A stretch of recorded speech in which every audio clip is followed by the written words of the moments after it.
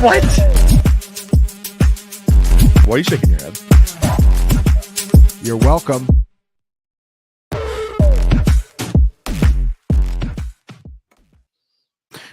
Welcome to Dynasty Points. It's Tuesday night, which can only mean one thing. You're locked in here with us where you belong.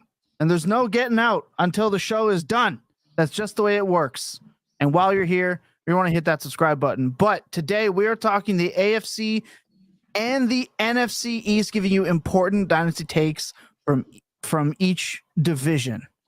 Now, there's 4 of us today. That's 2 takes apiece. That's going to be 8 crucial pieces of Dynasty information that we will pass from us to you. As I mentioned, if you have not already, you want to hit subscribe. Our watch time from our subscribers is only 32.8% right now. Help us feed our families and get all the Timbits and Tim Hortons coffees that we need. And for our American friends, I don't know, Dunkin'. You guys are 67.2% from non-subscribed users. Hit that button, help us out. I tried Dunkin' Donuts for the first time last summer, and unreal experience. I got the iced coffee. I did it twice. One time I got it black, like I actually like it, and then one time I got the disgusting like coagulated cream shit that you guys seem to enjoy. But I figured I had to do it just to see what the authentic American experience was. The latter was disgusting, but the former was terrific, and I would get 3 of those every single day. I really enjoyed what you guys do with the ice cubes, where instead of having like these massive squares, you get the little kind of like ice cube pellets. That was revolutionary. Dunkin' iced coffee is awful. I'm sorry. I don't know what you guys drink. You're from the Northeast, aren't you? Yeah, I don't know what you guys drink north of the border. Dunkin', it's fine. Like you can get it. You can Dunkin's get so overrated. like you say the coagulated cream. This is a real okay. Like I thought maybe, and it's fine. Maybe Lucas, but it's not like good coffee at all. No, I don't drink coffee. But it doesn't look good. It doesn't smell good. And if you're going to get donuts from someplace, you don't go to Dunkin' down here. That's the last resort every single time. Cheap. It was cheap and it was refreshing and it was fun. I'm not saying it's world class, but Ryan, you're a traitor to your people. I mean, one thing from Lucas to say this from down south, but for you as a masshole to be coming on the show ripping Dunkin' Donuts, I'm going to fire up my Celtics Twitter followers here to come get you. I think if there's an early clip we need, it's that one. Just an absolute shame. Of course, I'm more likely to drink like the. God! Sorry, we're talking about Dunkin' Donuts. No, Thomas, give me 30. This will be a 3-hour show. This will be a 3-hour show. We have to do the first 20 minutes on Dunkin' Donuts. I am much more likely to drink like the frozen like fruit culotta stuff for like the energy drinks or whatever than anything to do with the Dunkin's coffee. It's not good. It's worse than what you can make in a Keurig at home. I don't know why anyone gets Dunkin' coffee unless they don't know how to make coffee in any of the various easy ways that we can do in the year 2024 in the comfort of our own homes. Because sometimes you're on the go and it's like 35 above. This is the case for iced coffee generally. Like I said, I've had Dunkin' twice in my life, but like sometimes you're just on the go. It's 35 above, or as you Americans would put it, 100 above. And you just need refreshment. You're not going to go home in the middle of your day to go find a cold brew machine. Like you're going to run into your local coffee establishment. And it's nice that you guys have one that's not like $6.50. That's not, the cheap cold brew option is underrated. Dunkin' is better than Tim's. I'm going to give it that. It's got nothing on Starbucks, but. Dang. Okay. Well, you see, if you're like me and you just have a cold brew at home, it is never an issue. I just make. What happens when you leave home? Night. I bring a giant Stanley cup full of iced coffee with me everywhere, like a reasonable respect. What about your like 3rd, 4th, 5th cup of coffee each day? I'm not a psychopath lawyer that needs a constant stream of either narcotics or caffeine injected into my system to work those hellacious hours. Well, now we see the difference. Yeah, right. Yeah. What you guys are thing you guys are missing here is that iced coffee sucks. Why would you drink iced coffee? Hot coffee is so Jesus. superior. Right. I drink hot. Give me the sugariest energy drink that you have. That's All right. Well, that's why I need. I think that's as good a point as any to mute Ryan and let you all know that Validates your whole take. You spent 5 minutes saying Dunkin' iced coffee is bad, and now you're just saying all iced coffee is bad, which entirely invalidates your right to have an opinion on the previous matter. You're done. Oh my goodness. Okay. And now our Oh, impromptu, Dave. the people versus RTDB. Yeah, no, I still had that. I should have had that queued up. I almost feel like I need to restart this whole thing. Like, God damn. All right, The look. chat's with me. Toronto Dave says it's the worst take of Ryan's life. Nick Fury wants him booted. Oh, Ball Hard is with Ryan. So people that are willing to show their names, they're with Gump. Gump is with me. Right. Well, he's with the normal. He's with us normies. Is what we should exactly. say. Yeah. I am very impressed. We've gone 6 minutes and haven't mentioned a single football player's name. I am so proud of us. All right. Give us just coffee content. Well, All right, Brandon Aiyuk. with that, of course, I'm the host. If anyone doesn't know, my name is Tom. So you can find me at Thomas. My fun fact of the day is not only did today I find out that Jacob is a psychopath and likes his coffee straight black, like a lunatic. My rostership of Brandon Aiyuk is at a whopping 2.4%. Jacob.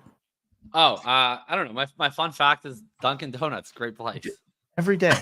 Do the same thing every day. And Jacob still forgets on how we do, like every week.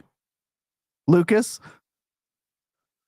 Sorry, I'm catching my breath. I'm Lucas Gilbert. You can find me on X on Twitter at LGilbertFF. And I have learned that apparently teams can refuse to claim a national championship, and they can stake a claim to a national championship if any of the reputable polling systems leaves them at number one at the end of the season. So we all know about UCF and Scott Frost, whenever they went 13-0 and him claiming that national championship. The year before, even though Clemson beat Alabama in the national championship game, Alabama can still actually claim the national championship in 2016, and so on and so forth. All of this to say, just because Michigan might have to vacate theirs, which I know they won't, but man, that sure would be funny. I don't think that anyone can actually claim that national championship. So, Boom. Ryan. Ryan J _Heath on Twitter. And my fun fact is I had a trivia redemption this week, Jacob. You'll be happy to hear I entered Jacob Gibbs's ridiculous 2 tight end, double tight end premium dynasty league. And the way we determined the draft order was tight end based trivia. And I came in 3rd place out of a 12-person league. Wait, so I actually don't suck at trivia. Third? You're bragging about I don't suck third? at trivia. I got a bunch of questions right. I thought Americans didn't believe in participation trophies. I thought you guys believed in trying to be the best. And now you're coming on the show saying, oh my God, look at me. I finished 3rd. Pathetic. You don't like Dunkin' Donuts. You don't like winning. You're like the stereotype version of a bad Canadian.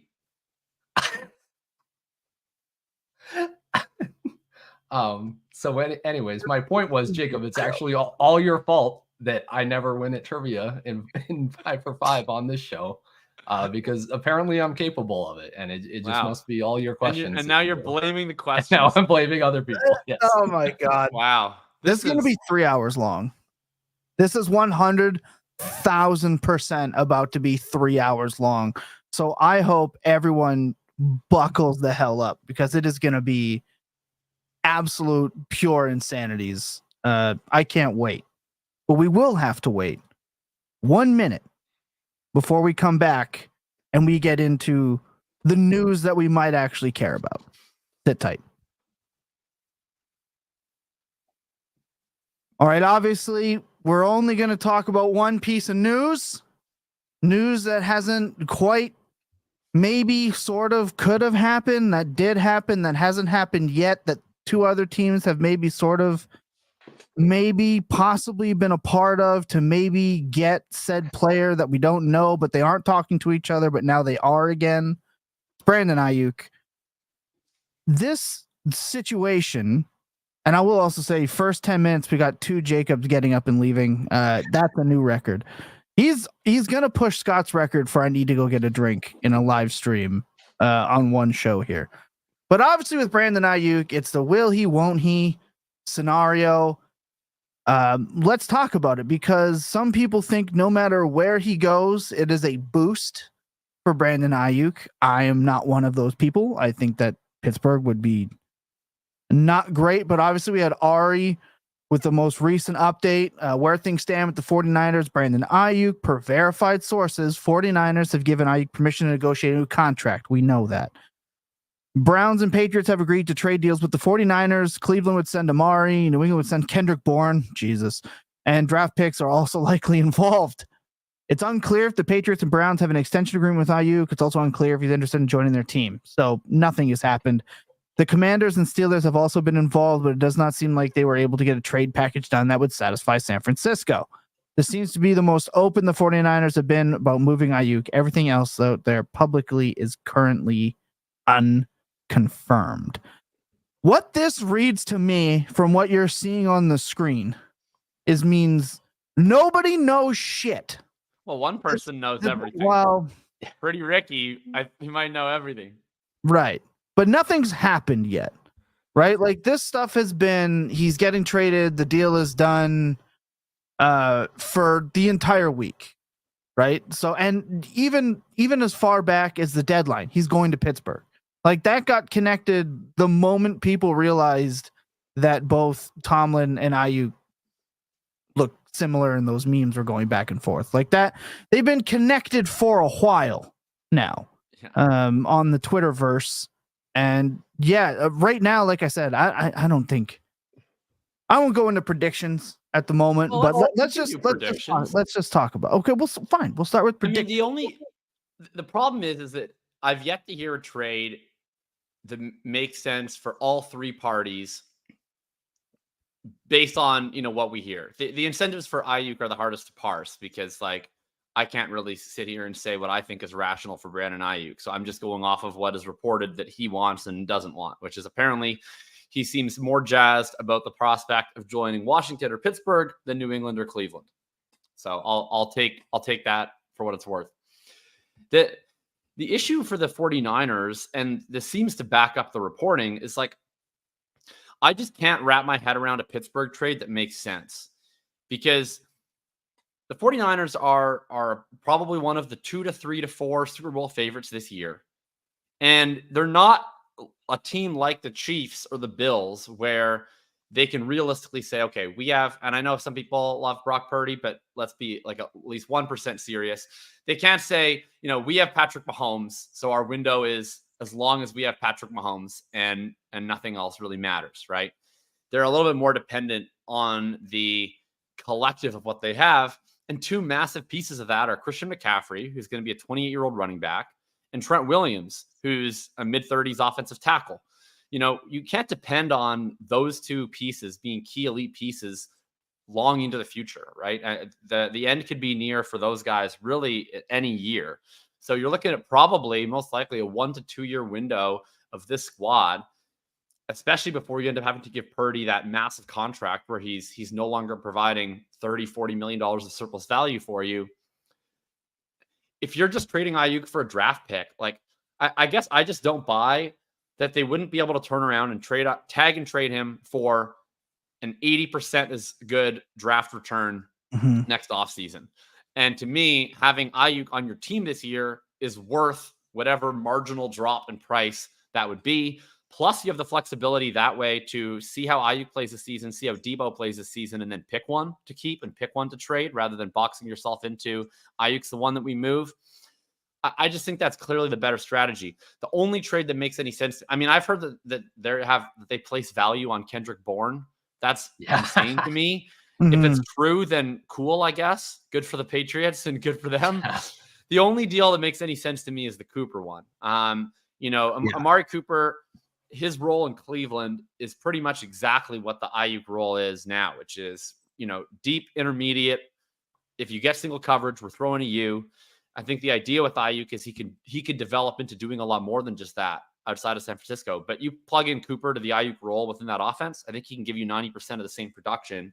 And then you hopefully add a second-round draft pick on top. Like that checks out to me, and it checks out to me from both sides as a trade that makes sense. So we'll see. I mean, to me, like I've been bearish on the Pittsburgh thing happening just because I don't think it makes sense. But if the 49ers think it does, then I guess that would be the spot that Aiyuk wants to go and the team that's incentivized to pay. And I don't know. I'm kind of not wanting to doubt Pretty Ricky at this point. So go ahead. Go ahead. I was just gonna. So I want to offer two possibilities because I agree with you, Jacob, on the 49ers incentives there. That most of this doesn't really make sense in terms of what's been leaked. Why would they trade him for most of these packages, right? So I think there are two worlds that we could live in. One is that Aiyuk is completely, I shouldn't phrase it that way. The 49ers and Aiyuk have completely destroyed their relationship with each other is one potential world we live in where they're both sides kind of have to throw anything to work with each other in order to get him off the team, right? And that's where like the Kendrick Bourne stuff comes from, where it's literally just they need to find any possible avenue to get him off the team because there's a 0% chance he plays snaps for the 49ers this year because they are that angry at each other, right? Or the other world that we could live in that I think makes sense is all of this is a particularly dramatic like leak war that is in order for them to try to gain leverage over each other in contract negotiations. And kind of all roads here, regardless of whether it's the 49ers leaking that they have deals in place or Aiyuk leaking that he wants to go somewhere else, all of this is just aimed with the intention of trying to extract more money out of the other for an extension. And that's kind of where all roads lead to. I think those are the two most likely possibilities. Now that doesn't really narrow down where Aiyuk goes because if it's the former, it could be anywhere and kind of all incentive and logic could be thrown out the window. But that's how I'm kind of looking at it right here. And I will say that it's if it is like the latter and Aiyuk just wants out kind of no matter what, it would just looking at that list of teams that Thomas had up earlier, I was kind of running through my head. Maybe Aiyuk is having the same process in his head as fantasy managers currently are, where it's like, ooh, are these spots really any better for my stats than the 49ers are? So that's kind of all my thoughts on this. Does he care about the stats though? Because like, I think he cares about one stat, and it's the stat in his bank account. Exactly. I think that's what he cares about.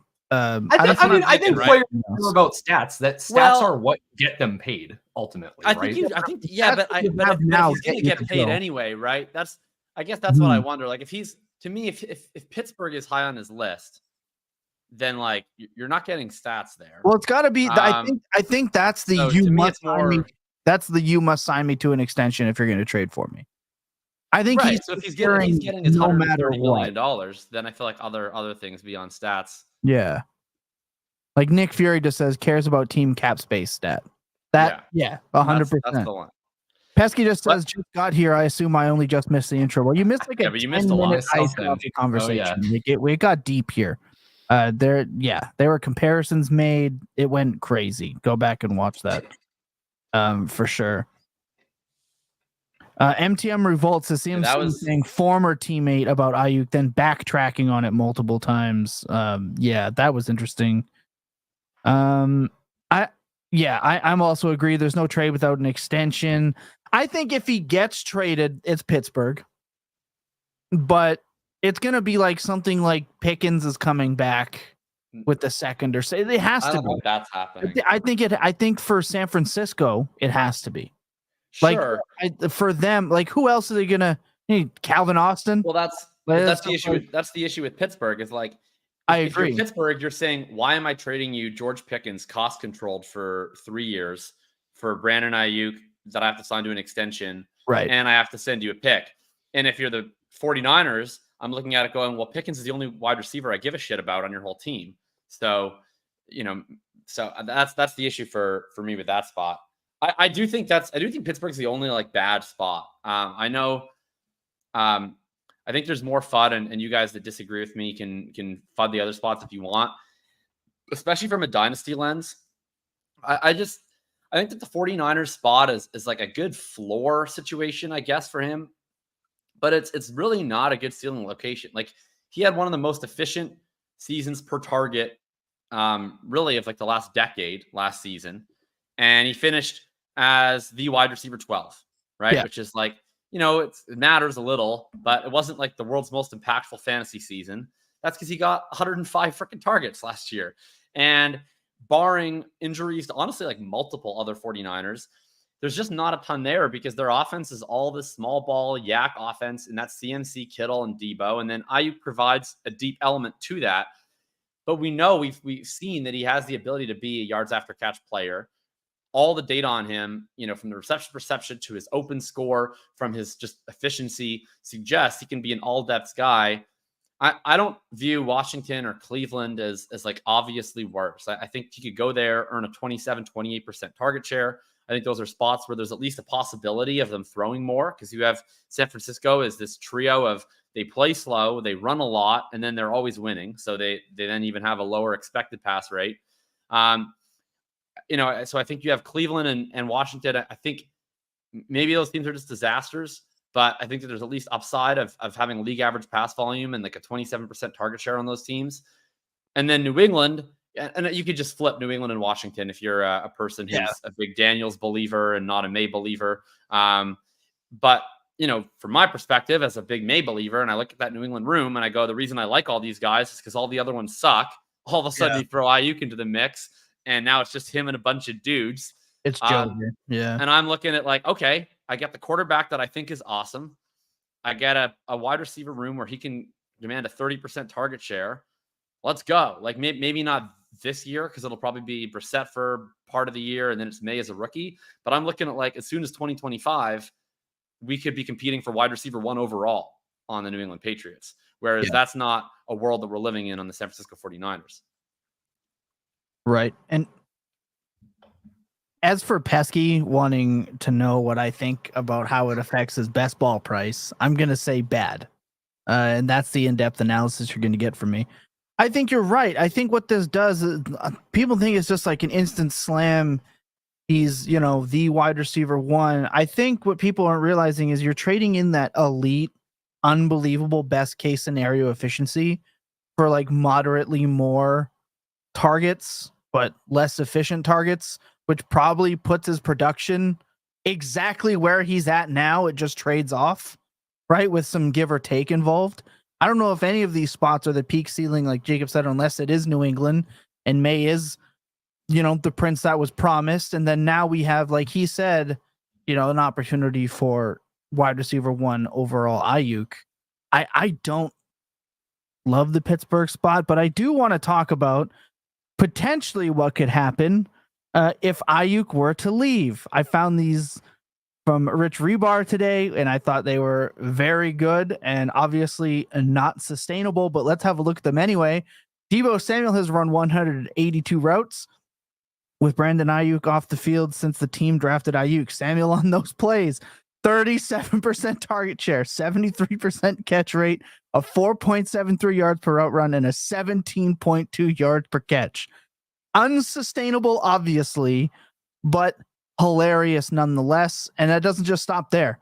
We get Mr. George Kittle, 196 routes with a 25% target rate per route, a 1.184 yards per route run, and a 10.9 yards per catch. Those are obviously insane numbers that wouldn't sustain, but it does help kind of clarify, in my opinion, what would happen in San Francisco, because Shanahan and rookies, they have Pearsall, believe they re-signed Jennings. Those guys aren't Aiyuk. So you imagine they're going to centralize more on their big 3 outside of Aiyuk now. It would just condense to somehow McCaffrey getting more, but then obviously Debo and Kittle, and like you said, they're kind of fragile assets. So I think it does a better job shaping what would happen post Aiyuk, and I think that team would generally be okay. But I think you're right. I think Pittsburgh is worst case, in my opinion. Like it has to be. And there were people on the internet giving Arthur Smith like a pass. I had a conversation with, I'm going to forget who it is on Twitter. I know part of your handle is Frank. So Frank, he said that obviously like a coach's job increases and what they have to think about and deal with when they become a head coach. We shouldn't take his head coaching stuff as deep as like we should focus more on his offensive coordinator stuff. And I disagree, because that head coach for years still made the decision to completely mismanage his players, completely mismanage the situation, and then doubled down in press conferences about how this is my system and this is going to work and these are my guys, so on and so forth. Like we kind of know what we're going to get with old Arthur and his offense, and it's not the most desirable unless somebody's just holding his hand saying, you get him the ball. Like it sucks. It's going to suck. Great for Fields though. I mean, he gets Aiyuk. What Justin Fields starting odds went to like plus 400 over the last week. Like he's for starting week 1, like the train's rolling forward. So I don't know. Pittsburgh's a disaster. It is a disaster. It's all the same problems that he has in San Francisco, but without the efficiency, right? Like I think there's things that Arthur Smith does decently schematically. I think he calls a good run game. He's had times when he's had talent, like in Tennessee, where they had an efficient offense. It still was not an ideal offense for A.J. Brown's fantasy value, right? I mean, A.J. Brown has been one of the best wide receivers in the NFL his whole career, and he never saw 120 targets in an Arthur Smith offense, right? And it's not because he wasn't earning them. It's because they don't throw the ball.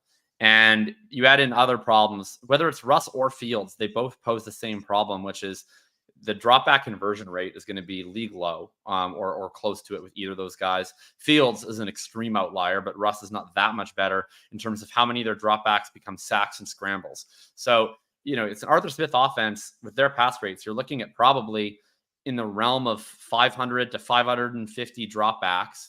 And then if it's Fields, 25% of those are not turning into pass attempts. They're sacks or they're scrambles.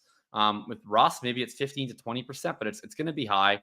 It would be surprising to see more than 460 to 490 pass attempts. And so you start doing the math, and it's like, even if you give Aiyuk a 28% target share, right, which would be kind of the outer limits of what you could reasonably project, it's like, all right, that's getting us to 130, 140 targets, which is, a big upgrade on what he's been getting in San Francisco. But probably it's what Tom said, which is you're then subtracting the efficiency and you end up in the same place. Where you want to see it is like if you're a May believer or a Daniels believer and you could talk yourself into that and you get, okay, now we don't have the Smith cloud hanging over our heads. Maybe we have 580 pass attempts in this offense in maybe not this year, but next year. And he gets a 28% target share. Okay, now we're in the like 170, 180 targets. Now we're in the CD, Jefferson, Chase, that type of situation. And Cleveland is kind of interesting in that front too, right? Like they go out, they hire Ken Dorsey. They seem like they want to play a spread offense this year. They probably want to play fast. Can Watson handle it? Like, I'm not really sure, but I do think they at least have the intention to do that. I have quick thoughts on Kittle. I just want to double back there really quickly before I go into the Steelers. Over the last couple of years, I believe 6 games combined that either Debo or Brandon Aiyuk has missed. George Kittle has averaged like 17 fantasy points per game in half PPR scoring in those. That was like 50% more than TJ Hawkinson, who led the position last year in half PPR. So like just insane ceiling outcomes we're talking about for George Kittle specifically. It obviously Debo too. I think honestly worth like a little bit of a bump in all formats when there's a bit of uncertainty about that if I'm drafting anywhere today. Other than that, kind of moving back to Pittsburgh, I'm reminded of a tweet I put out like a couple months ago where it was just comparing like the number of catchable targets in every offense. San Francisco and the Arthur Smith Falcons had, I believe, the exact same number of catchable targets per game last year. The difference is that the Falcons were a bottom 3 offense in terms of total passing yardage production versus the 49ers being top 5 or top 6. So yeah, it obviously all the efficiency goes away. And I do think that matters also in these other spots where we're talking about the Patriots, the Commanders, even the Browns, kind of what these Shanahan offenses have done to the league, especially over the last 2 years, is just insane. Like if you go and sort by yards per route run, it's literally all of the Shanahan offense receivers at the top, right? So yeah, I think Brandon Aiyuk is really good and can win on his routes, is an incredible separator, all that. But also, I don't know if I'm backing him to be even one of like the top 12 most efficient receivers in the league on a Browns offense or on a Patriots offense, even if we feel really good about Drake May. So yeah, I think at best, like the Browns minus Cooper is like a lateral move to right now. And anywhere else, I think would be a downgrade, at least for this year. I hear Jacob on the ceiling thing in terms of, yeah, if either of these rookie quarterbacks turn out to be really good, then yeah, of course, that's better than like the very limited passing volume and kind of what they're doing with Brock Purdy there. But I mean, ultimately, that's very speculative, right? Like it's hard it's hard to really bake that much in. That's like a 95th percentile outcome that Brandon Aiyuk both ends up in one of these spots, and you hit the parlay of also the rookie QB is incredibly amazing that he ends up with. So yeah, it's so rare for a rookie quarterback to boost any wide receiver up that insanely high. For sure. I think, we got to give the people what they want. Give Aiyuk a 28% share and Pickens demands a trade. Absolutely. Best part of Aiyuk to the Steelers is getting to see legendary Pickens tantrums, which we absolutely know would happen. So there we go. That, like, Lucas, anything to add? I think we might have covered mostly everything there. Yeah, after 22 minutes of talking about Brandon Aiyuk, I don't think that there's anything else I can add in. I think I said we're going to keep that to 10 minutes. I think that was the goal today, and we only doubled it. So that's not bad. That's not bad. But there you go, Brandon Aiyuk, bad everywhere but Cleveland and San Francisco. It's kind of the summary on that. I'm making a big objection to that as the conscientious objector, but so everybody else is with for sure. Okay. Bad everywhere, but San Francisco and Cleveland sends Jacob at a 98% outcome in New England year one. And Washington. I'll take Washington too. Okay. The only place I don't want is Pittsburgh. I'm all aboard Aiyuk anywhere but San Francisco or Pittsburgh. Okay. From a dynasty perspective. Like you don't want him in San Francisco either? No, San Francisco is like bad. I don't want players. I don't want one of the best 5 receivers in the NFL to have a 21% target share and 105 targets. Like I've been beating this drum. I think the San Francisco spot sucks. I don't like. I guess it depends on what you think of Aiyuk. Do you think Aiyuk is a pretty good receiver? If he's a pretty good receiver, then he's gonna be in the best spot he is. If you think he can be one of the best receivers on the planet, which is what I think, then I don't want him in this stupid role where he's used to like 40% of his capabilities because there's 3 other superstars. I want him to go be an alpha somewhere else. I agree that Washington and New England, he's probably not going to get a great situation this year. But in this specific context where we're being a dynasty show and not a best ball show, I'm more into long-term Drake May number 1, long-term Jayden Daniels number 1 than like role player on the 49ers. Yeah, that role's really good though. But it's good for the efficiency. Let's play the other hand where maybe Debo's the one that gets traded if they keep him, right? And now you're looking at good. Yes, good. So there's still an opportunity. It just, it's. I know I can really see through the dust here and see through the cloud and the smoke for Jacob. Why the upside is away from San Francisco? Because he'll have to stop rooting for Brock Purdy to get Aiyuk the ball and produce. Once we remove that factor from Jacob, Jacob's going to lead a happier life. And for Jacob's sake, I want that for him. Breaking news live. My dream is dead. So after inquiring about Brandon Aiyuk's availability, the Patriots have decided not to explore further trade possibilities for the 49ers regarding their standout wide receiver. Patriots are excited about their young receivers and wish to focus on them. So good news for my best ball exposures. Bad news for my Aiyuk Dynasty may stack dreams. Now, I should have said this also, and not that it matters now. Bob Kraft doesn't want to pay anybody. We kind of didn't talk about that or care about it when Brady was here for years because everyone would take a pay cut to come to the Patriots. But they don't want to pay guys. That's kind of Judon is what it is. Temper tantrums right now. Yeah, because he sees their cap hit. I like this big Diaz energy. Ravens Aiyuk, best landing spot. I mean, let's make that happen. I mean, let's go.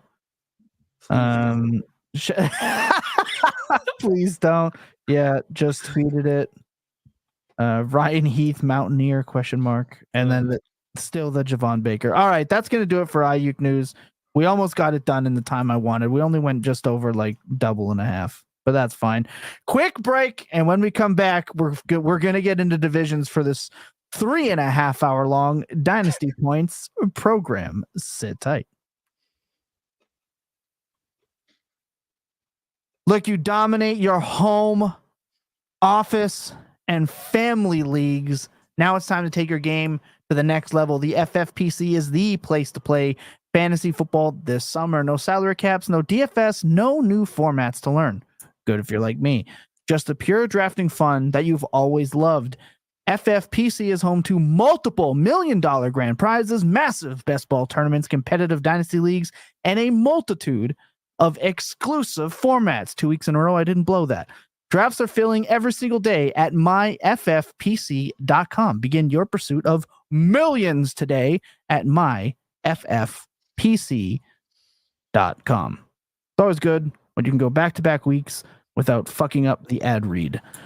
We like that here. All right, this is what we're doing. Same thing that we did last week. We have 2 teams, one from each division that we are going to give some takes on. We're going to start with the AFC East. I have no strong takes about the AFC East at this point. I think I've spoken about every player that I can possibly think of in terms of value and how I think about them. So because I can recognize that I will add nothing to this, Ryan Heath will be taking over with an extra AFC East take for me.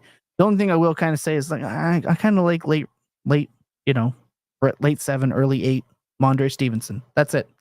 I like his price right now. I just drafted him at 710. I like that. I think he's good. There you go. That's going to be my big take. I'm going to start with Lucas, seeing as how he was super quiet on Aiyuk. Let's go. What is your AFC East dynasty take that the people need right now? So right now, mine is take advantage of the Patriots wide receivers and their price. This is going to be a time that they are going to be the absolute cheapest. And if you happen to be wrong, which I don't think both Jalen Polk and Javon Baker will work out, odds aren't in favor of both of them hitting. I think one of them is going to hit. If you talk to most people who were looking at the NFL draft before, then they were a sleeper for most analysts on all of their boards, saying these are players that you need to watch out for. Jalen Polk gets the really good draft capital. That's stuff that we're interested in. But Patriots have given good draft capital to other wide receivers who haven't done anything. Sorry, Ryan. I know it's been tough for you. So Jalen Polk had really good tape in college. It's there 5 years. We don't like that, but he won consistently. He produced big time, and he can play both outside and slot. Javon Baker was really good at, I believe, UCF, and then comes into the league. He has more of a slot type, but he is lighting up training camp right now, and his ADP has not shot up that much. You can still get him in, I believe, the 15th round, end of your 14th round. Javon Baker's going in the 12th round right now in startup drafts. So those are wide receivers to target. One of them is going to make you really, really happy. And if you draft both of them and one of them doesn't work out, it's your 12th and 15th round pick. No big deal there, but one of them's going to hit. One of them's going to make you really happy. You might have to wait a year, but that's where some value is right now. That's who you need to be targeting in the AFC East. Like, my initial comment is like, hit to what end to be like that happy about it? But then when you sit there and you think, oh, he just said in the round like 15, I guess it doesn't really matter at all. In round 15, if you even get wide receiver 3 production, you're pretty happy. So I will actually agree, even though I was about to disagree. I'll actually agree. Ryan, we'll get your first of the AFC East takes.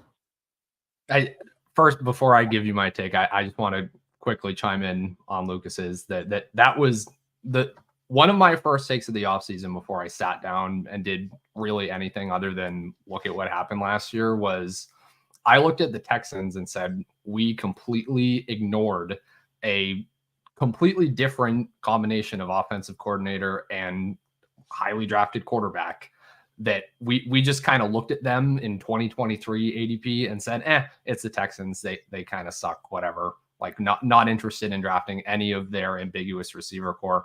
That is literally the Patriots this year. Yes, just +1 draft all those guys. Anyway, so to get away from my Patriots, to get away from the actual useful takes. So my first take is literally just one that made me upset on Twitter today because people said some really mean things to me. So we're bringing the Dalton Kincaid discourse back to this podcast because there's probably no player that I have personally flip-flopped on more times that over this whole offseason. He likes Kincaid. I've argued. Yeah, I've argued flip-flopped 2 more times today. I just don't know what to even do with this. So yeah, I mean the Dalton Kincaid splits with Dawson Knox are on the screen right now. They're not pretty. It's like tight end 25 through tight end 18 type of stuff with the route share, with the yards per route run, the fantasy points, all that, right? Not good stuff. When he was sharing the field with Dawson Knox, I made a comparison to Luke Musgrave about how he's just expensive Luke Musgrave, and that made people very, very upset. Luke Musgrave stats are as good or better than that, even before you go in and start adjusting for like low snap share games with injuries and all that, right? Just free of context, it looks like, okay, Luke Musgrave is a huge value. Dalton Kincaid is incredibly overdrafted in all formats. And that's kind of where I still am. There's definitely more context that you could include, right? So obviously Kincaid is a rookie tight end. His role expanded throughout the year. But then if you're trying to compare, like, what did he do with Dawson Knox later in the year after his role had expanded and he had broken out to some extent, it's like, okay, well, Kincaid kind of was under like a 50% snap share for 2 games with a shoulder injury. If you include all that, include the playoffs, you just like Franken construct this sample, you can get it to be like, okay, Dalton Kincaid, tight end 4-ish by yards per game, tight end 8-ish by fantasy points per game.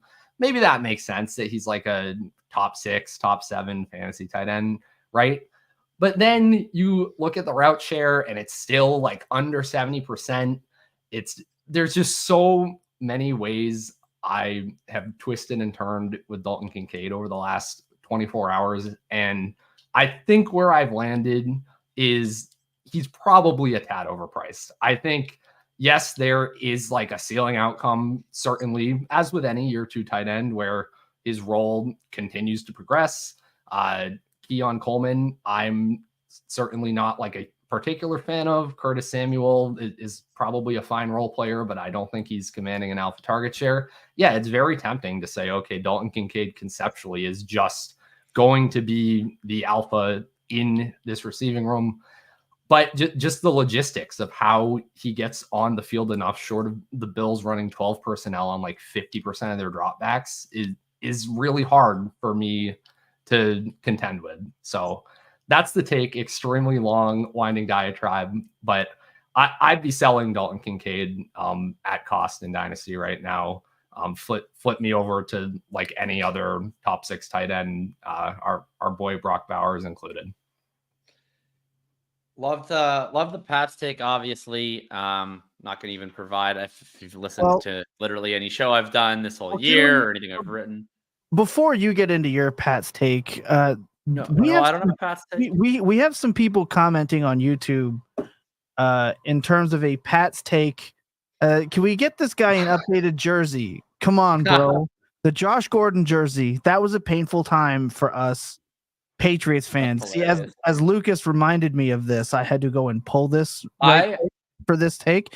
If you want to leave a comment in the video, on what jersey Ryan Heath should finally use to update his room with Kimbrell Tompkins, Aaron Dobson. By the way, I will be wearing this jersey to Gillette Stadium this Thursday to go watch Drake May in the preseason. And I always get stopped whenever I wear it. People love the Josh Gordon jersey. Like two things, that are equally as depressing: preseason football and Josh Gordon to the New England Patriots fan base, apparently. But that was like the least depressing thing that's happened to the Patriots in the last 5 years. Leave a comment below on what jersey Ryan should use to update his room decor. Leave a comment, just like, let's give him a shout out. Josh Coons 5683. Shout out to you for leaving the comment. So you got to be careful. You never know when you leave a comment which one's going to pop up now. I've gone mad with power, like I normally do on this program, especially around this time of the year. Jacob, your AFC East take. Yeah, absolutely. And quickly on the Kincaid thing, I mostly agree with Ryan, and I've also been very back and forth. I think where I'm at is I think you just play him in seasonal leagues, I think is what I want to do, because I think that's where you have kind of two outs. One, if he's actually the stud that was promised, and then two, I think he's at least good enough to be capable of like a stars aligned tight end season, where it feels like there's a lot of kind of mid tight ends that have the 1 year where they end up on a high volume passing team and there's no one really else around them.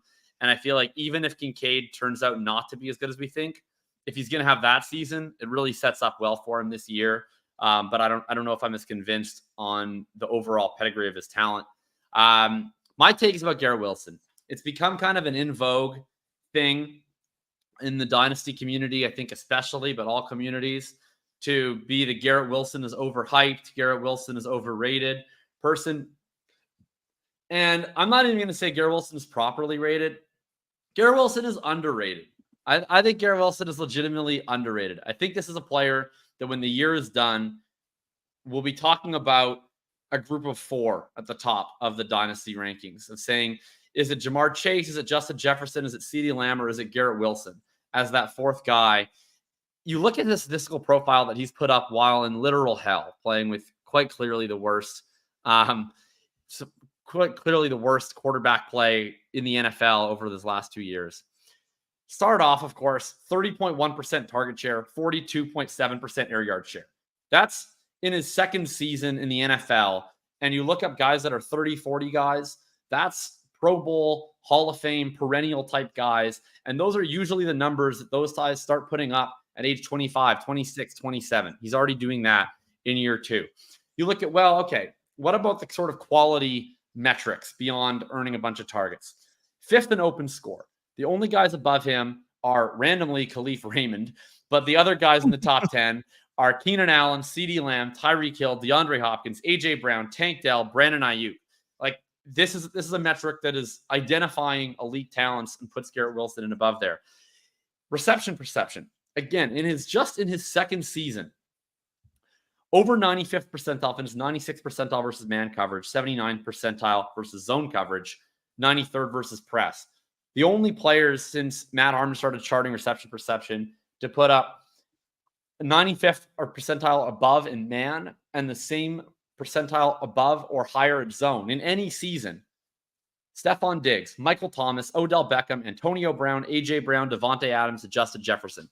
I think that this is a guy that people are sort of looking at, oh, his yards per run aren't very high. Oh, well, his targets per run isn't quite as high as target share. To me, when you look at the wide receiver isolating metrics, and then also just sort of the don't overthink it stats, the target share, the air yard share, it's the profile of a really young player who's been the only force for good in this passing offense, who's continued to be able to produce as much as he can, and then puts up a whole suite of accompanying stats that are really impressive. And the simplest solution of, okay, why is his yards per route run bad? It's because Zach Wilson's fucking sucks. And we'll see what happens this year. All I want, and this has been my pledge, all I want is him to have, I don't need Aaron Rodgers to be MVP Aaron Rodgers. I just want him to have the 16th best quarterback play in the league. Can he have league average quarterback play one time? And I promise to you that if he does not score at least 18 points per game while having league average quarterback play, I'm never going to talk about Garrett Wilson again. I'll just draft him in silence. I just want one season of league average quarterback play, bare minimum, and I want to see this guy be a superstar. It's the thing I'm looking forward to most in 2024. All right, I have to add to this. I'm so sorry. I know I'm making the show take so long. Hey, that's what we're here for. If anyone, look, if any Dynasty Points listener, you know what? I've really, I don't know what just happened. I thought you did that on purpose. I'm not gonna lie. I was like, oh damn, we're gonna get all of a sudden, epic soundboard. I had a different voice. We lose Jacob. I don't know what the hell's going on. This show is off the rails every week. There's nothing normal about this program. But if any Dynasty Points, Jacob says he's here. He's not actually here. We're gonna figure this whole thing out. If there's any Dynasty Points listener that thinks, oh man, I can't wait for that podcast to drop Wednesday morning, or I can't wait to head into the YouTube live feed and just enjoy this quick hitting, really pace long, bite-sized amount of Dynasty content, you're out of your goddamn mind. You're out of your mind because it never happens. But go ahead, Ryan. Yeah. So just because Jacob brings up kind of all the separation stuff, the like what quarterback play agnostic metrics, I have no idea if I'm supposed to talk about this in this level of detail. Scott Barrett can be mad at me after the show if he hears this and didn't want me leaking all this, but I'm working on an article. Ass. Yes, we're going to talk about ass. I'm working on an article, hopefully out in the next week or so. But for those who don't know, us at Fantasy Points are getting ready to release our own separation charting metric, average separation score. Garrett Wilson last year, 6th best in ass, top 12 against both man and zone. So kind of lines up with everything else that Jacob just said.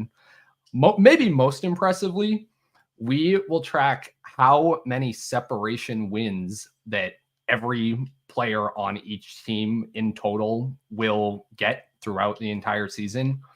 Garrett Wilson was responsible for over 44% of all of the Jets separation route wins last year. That was the most in the league. Like unbelievable stuff. And if you want to even go a step further, why doesn't his targets per route run look as good? Why don't all of these like fancier stats look as good? Part of the reason is going to be that Zach Wilson was actually the 3rd worst quarterback in the league just at ignoring separated receivers, at throwing to a receiver who failed to separate, even past his first read, when usually Garrett Wilson did separate. And we have all of that charted and figured out on a play-by-play basis. Can't wait for people to read more of that. But yeah, if not that I needed convincing on Garrett Wilson, but kind of digging into this and writing all of this stuff up was what really made me get like on board with Jacob here in terms of, I think he is one of the best 4 wide receivers in the league. Ass has sufficiently confirmed that Garrett Wilson is hashtag above the rest. If we didn't already, I hate calling it that. I feel so ridiculous anytime I say ass. I yelled at Graham for not calling it ass on Best Ball Breakdown last week. Yeah, I'm with Graham. We're both doing I'm pro ass. What was the Stephen A. Smith quote? I'm a booty, hip, and leg man faux show. Yeah, 100%. Yeah, we're an ass positive program. Yeah, here at Dynasty Points. Okay, that's some AFC East right there. Okay, I vibe. We're gonna take a break, and then we're gonna rip through the NFC East, get 5 for 5, and hopefully get this in and done in about an hour and a half. Because I have a feeling we're gonna lose Jacob at least one more time during this program. No, that was the temporary losing me was me changing ports on the camera and mic to get some charge in. So we're ready to go as long as we need today. Oh God! So we need you to leave a comment about updating Ryan's jersey, and we need you to leave a comment so we can get Jacob to the year 2024 with a laptop that has more than like 2 ports in it, or at least like a port. Well, here's the thing. I have 1.5 ports. So basically, first, the main issue is that like my laptop battery just sucks. Like it just can't handle podcasting for more than like 80 to 90 minutes without getting recharged, which would be fine because in theory, I should be able to charge my laptop in one port, plug in my camera and mic through an adapter into the other port. I have 2 ports. One always works. The other one is legitimately like a 50-50 proposition. And not only is it 50-50 if it's working, some days it'll work to support charging, but not the mic and camera. Some days it'll support the mic and camera, but it won't support charging. You just never really know. So I had to play it around, but we got the right mix. We're golden. We're here all day. Can you not just plug an adapter into the one port that always works? Well, I can't. I don't have enough spots to be able to get like then I would need another adapter to adapt my like charge cord into the adapter because the adapter is USB-C. There's no USB-C in the adapter. Anyway. Jesus. Can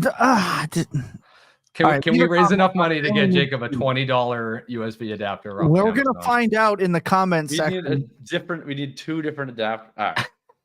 Recommend adapters in the comments. Yeah. Hashtag free adapter. Let's get something going. Quick break, and then it's the NFC East.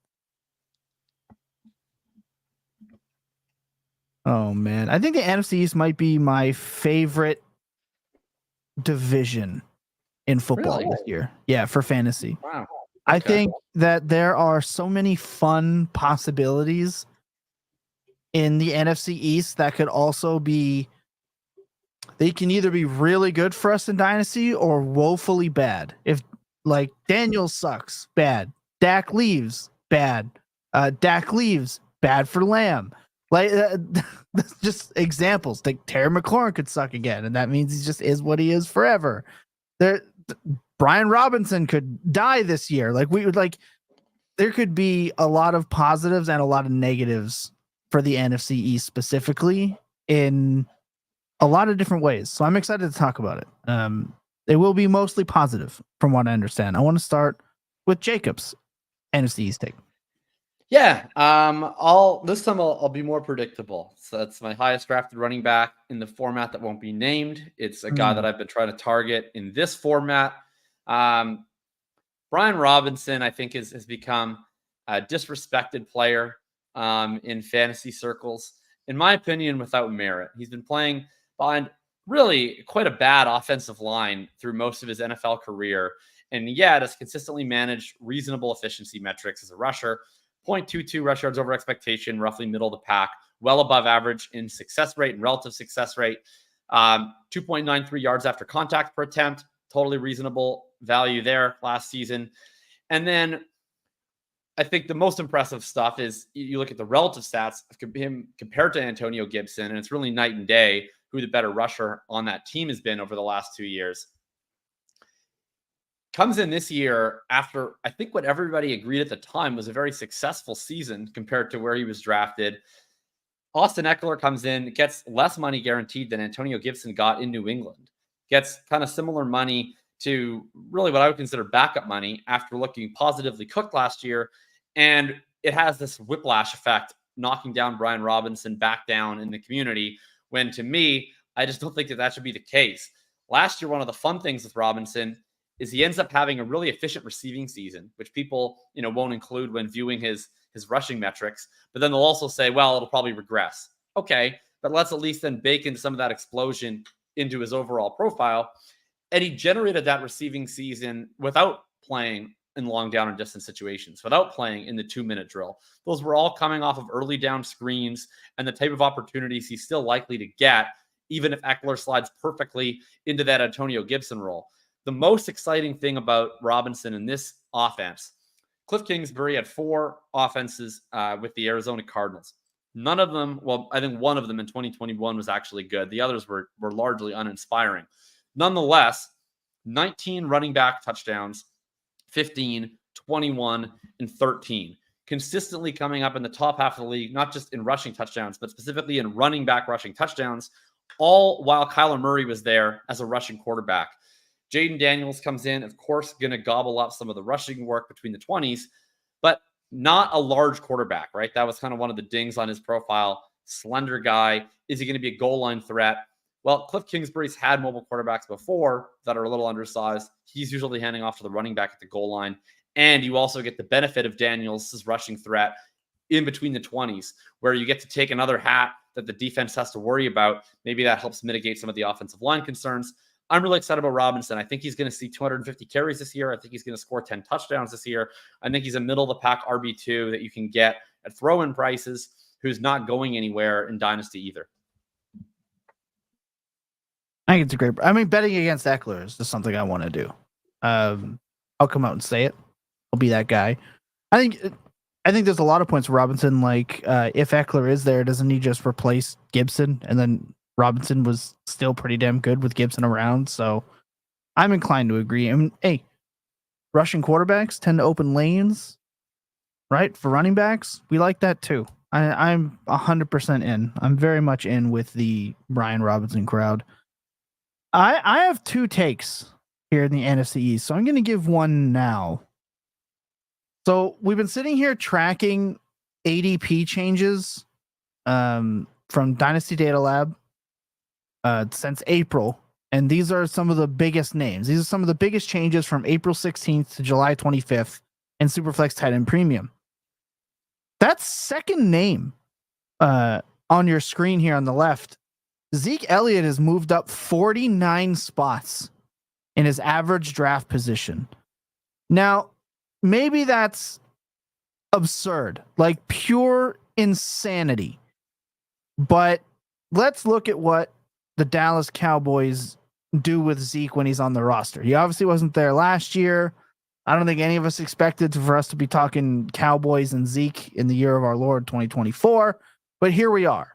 And he's, again, insanely cheap and is, in my opinion, a perfectly fine RB2 for a 0 RB type team. I actually love him. Here's why. We know he can pass block. We know he can catch dump offs. We know that McCarthy has used him on the goal line previously and can see that happening again.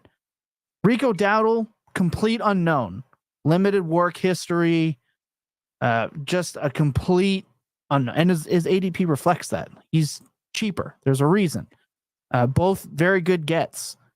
I have seen both camp news of Rico may not make the team to Rico could start to it's all Ezekiel Elliot to everything under the sun with this team. And I like goal line back, pass down back Ezekiel Elliott, surprisingly enough, more than a lot of other options at his ADP. I think Zeke is a perfect buy window.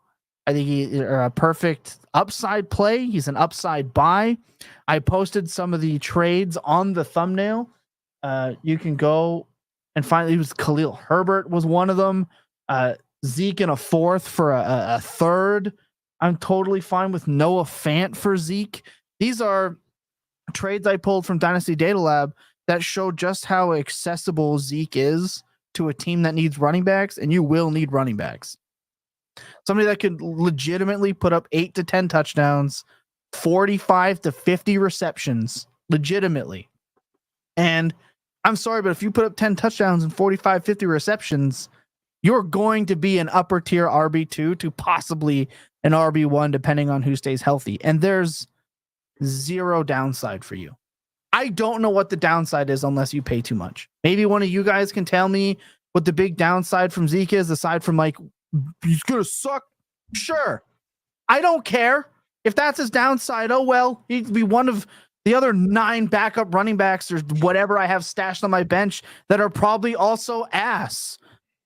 Nick Fury said Noah Fant breakout. Noah Fant just got hurt again. Like today, he walked off the practice. Like I'm done with the Noah. I don't want to hear that. I don't want to hear stuff like that. Why would someone tell me? Pretend I do not see it. I'm done with the Noah Fant stuff. I'm out. So I would trade insert like probably your 4th or 5th tight end for like a not just a stopgap playable running back. Like I think if Zeke is that guy this year, you're getting a free potential high-end RB2 to possible low-end RB1 because we know what that Dallas offense is, and it's really good. I want that. Yeah. I mean, they used Tony Pollard at the goal line over Rico Dowdle last year. I feel like that's kind of all that needs to be said. Like they would absolutely love to use Ezekiel Elliott there. So yeah, that's kind of all I have to say there. Yeah, I mean, I'm obviously more on the Dowdle train between the two of them, but I'm happy to take shots on either. I mean, both these guys are probably terrible, but how bad each of them are is a really good sign of for both. I had my article. It was a best ball article, but certainly I think is mostly applicable to Dynasty too. On 5 backfields that I think are underpriced, and the Cowboys were included. And it was the first time I think I've ever written a positive thing about Ezekiel Elliott. But if I'm even backing an Ezekiel Elliott take, then it's clearly a good take. Nick Fury wants to know Zeke over under 12 touchdowns. I'll say I'm under. gonna take the under. Yeah, I'll take under. If you gave me 9.5, I'd go 10. So I'd take the over at 9.5. Probably a good line. I think that's an efficient line. Do I think that he could Gus Edwards his way into the end zone 10 times? Absolutely. There's going to be dynasty teams that are starting Gus and Zeke at RB1 and RB2 all year for the collective price of like a third and a fourth. They're going to be honestly just fine. Like we talk about, and that's the edge. We talk about all the time. Don't invest in running backs. This is a bad time of year to invest in running backs. Like, why are you paying the iron price for a running back? Right. I'm sorry, but if somebody were to tell me at the end of the year that Travis Etienne and Zeke Elliott both had like between 850 and 950 rushing yards, 10 touchdowns, and 45 to 50 receptions, I'd be like, okay.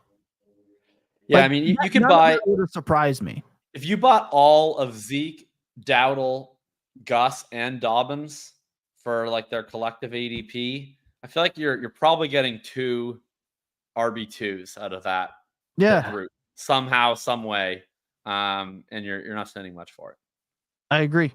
And Zeke is just, again, RB45 right now. I mean, I also agree with you on Dowdle. I mean, I'm also in on Dowdle.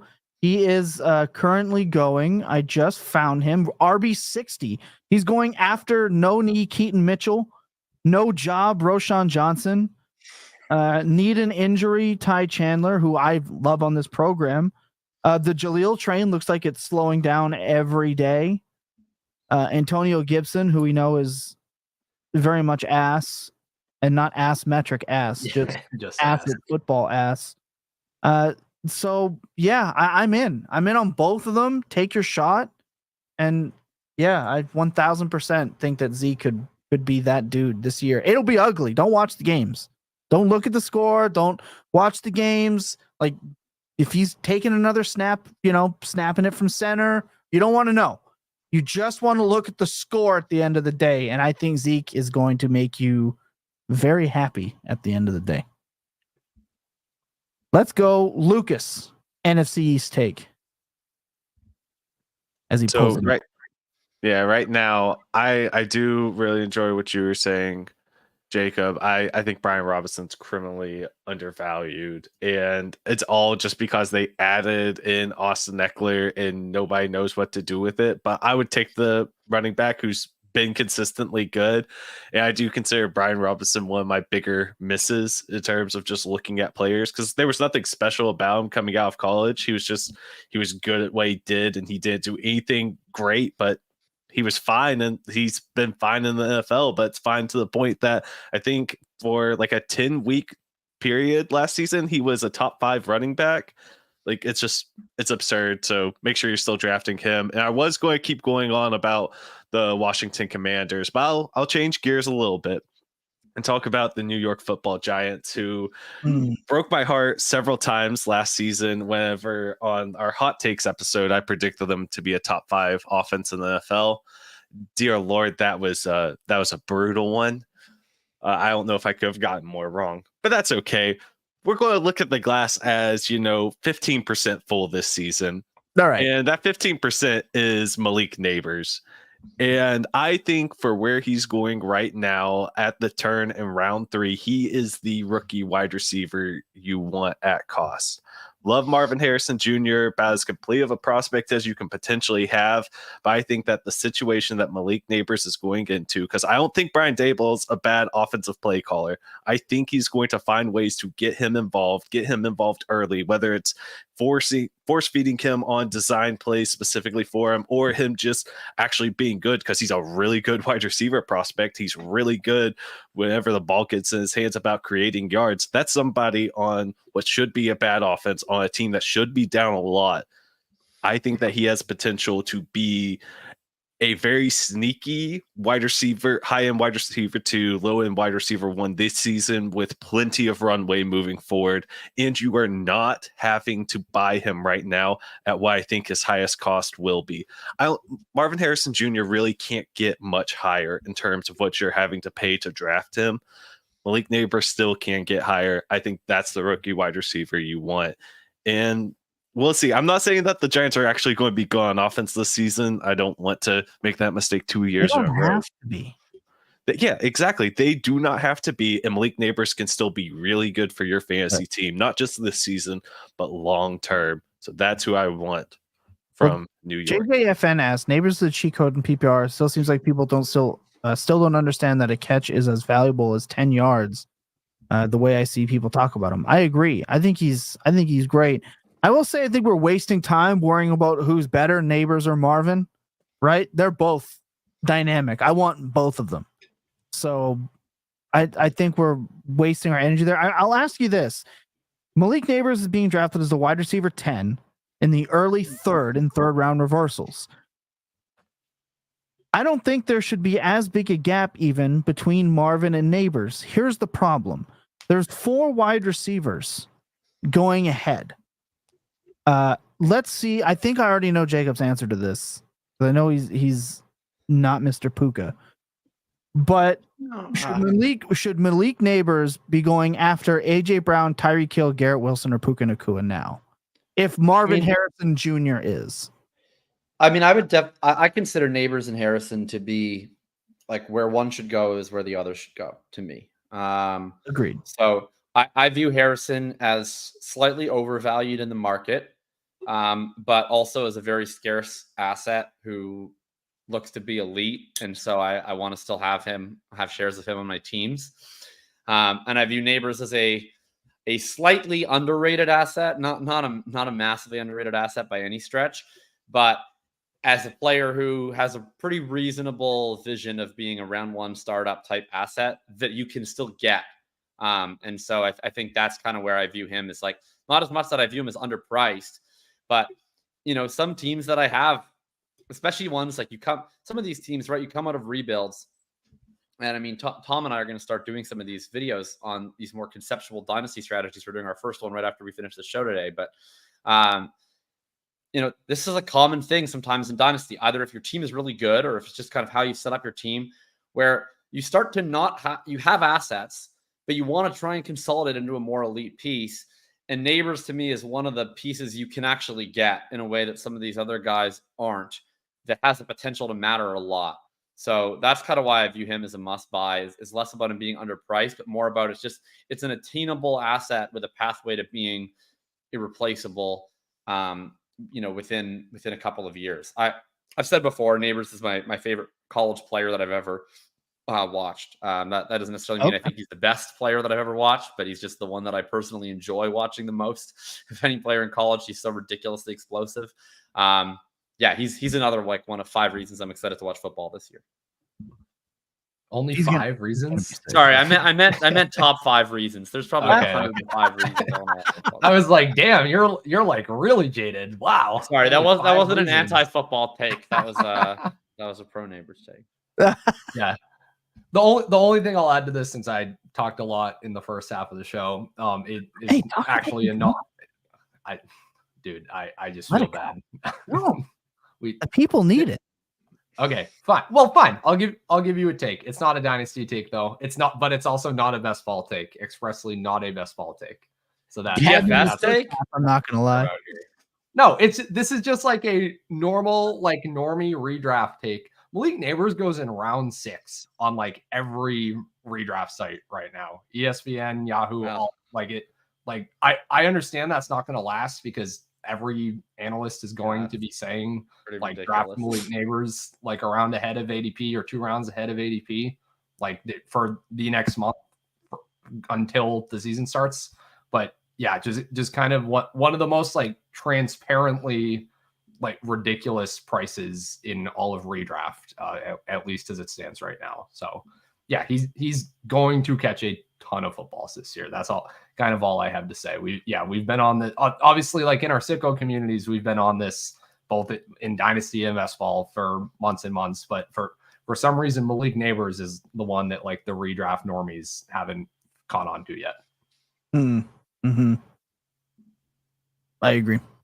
That's why I wanted to ask if like there should actually be this gap between the two. And I'm with Jacob. I don't think they're. Really I can weigh in there too. Yeah, no, I don't see a very significant gap between the two.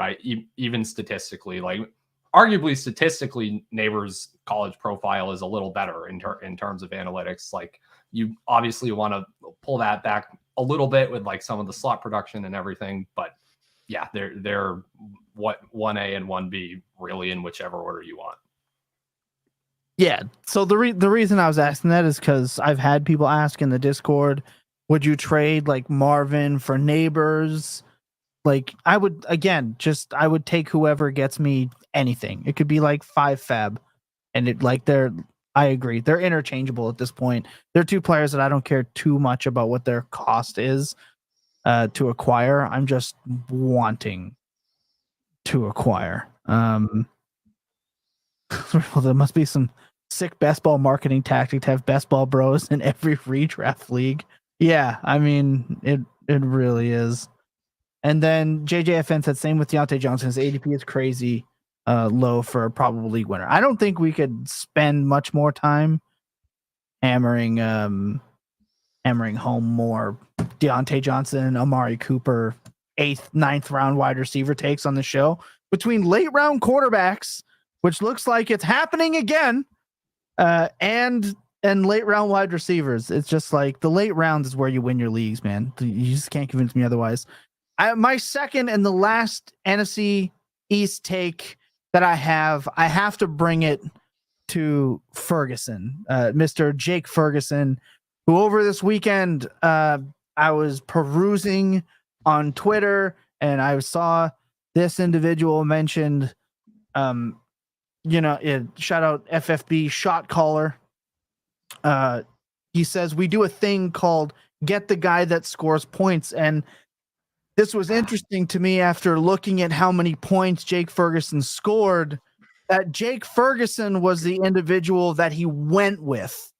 And I'll tell you why. After doing some digging in the Fantasy Points data suite, I managed to find out that Jake Ferguson earned a lower target percent than Darren Waller, had a lower fantasy points per route run than Gerald Everett, Hunter Henry, and Jonnu Smith. Not sure if you're excited about those guys. He also have less upside in a tight end premium league than Taysom Hill in terms of games that exceeded 16 points last season. He is currently being drafted over Evan Ingram and David Njoku in Dynasty, which I think is insane. Tacking the fact that he was 12th in first downs per route run, yet a 0.20 target per route run, a 5.9 ADOT, hilariously low, while running 72.5% of the routes of a top 3 pass-heavy team in football. You know what coincided with all of his big games? Touchdowns. He is exactly like every other touchdown-dependent volume merchant tight end. And I just furthermore had to add some context to the high-quality target earner and athletic freak, implying that big plays are in his current role in contrast to his actual draftable price. My favorite part about this is Tyler Conklin, the Conk Daddy, whom I love, who is still way cheaper, was 3 touchdowns away.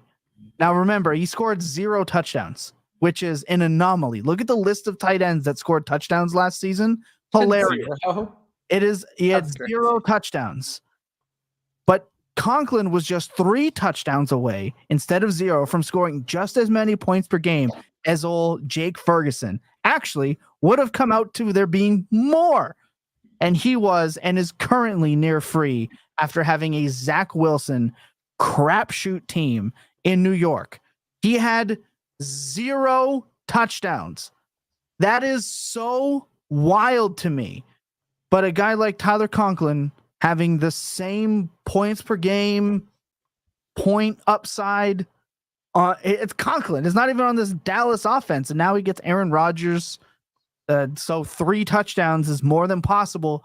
Yes, I understand that Ferguson is in a phenomenal situation. And I understand that he could really progress and gain even more. But from everything that we've seen from this role in Dallas and its tight ends, it is short. It is very much so not super high value in target.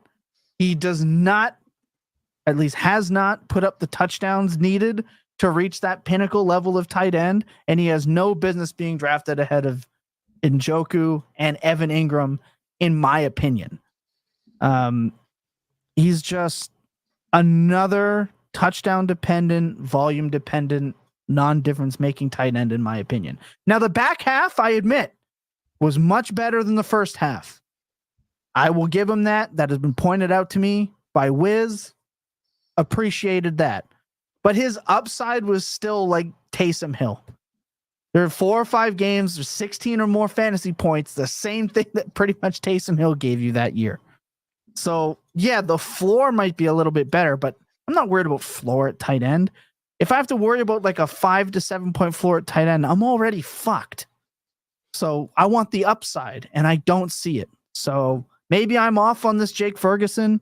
I know, Ryan, you and I briefly talked about it when these went out, but I don't see the top 5, top 4 path that people, I've seen him like be called Baby Kelsey because of what Kelsey did in his second year to what Ferguson did. And to me, it's insane to me that we're going to that level. And now he's going in the 7th round. I'm sorry, but round 7, Jake Ferguson, tight end 9, Jake Ferguson. I can't be a part of that. I can't be a part of that. So am I wrong? Am I off? Let's open the floor. I know, Jacob, you had many strong Jake Ferguson takes. Yeah, I mean, I've written about Ferguson, and I mostly agree with you. I think he's a pretty big outlier among the top 10 tight ends. If you look at his pedigree, if you look at his athletic profile, if you look at his target earning profile, he's the one where it really looks like it's a situation dependent bet. And the situation is good, so I'm out on him on all formats. I get it in season long, if you want to sort of bet on the situation. I don't really get it in Dynasty, right? Like him, I think it's just inarguable that he's an inferior talent profile to guys like Ingram and Njoku. And I mean, heck, like it's not like the Cowboys situation is overly stable right now, right? I mean, if you just to rewind, they started the year like balanced to run heavy. They decided to become like a top 2 pass rate team in the league coming out of their bye. Who's to say, like, I don't think it's likely, but who's to say they don't randomly change their mind again like 8 weeks into this season? Right.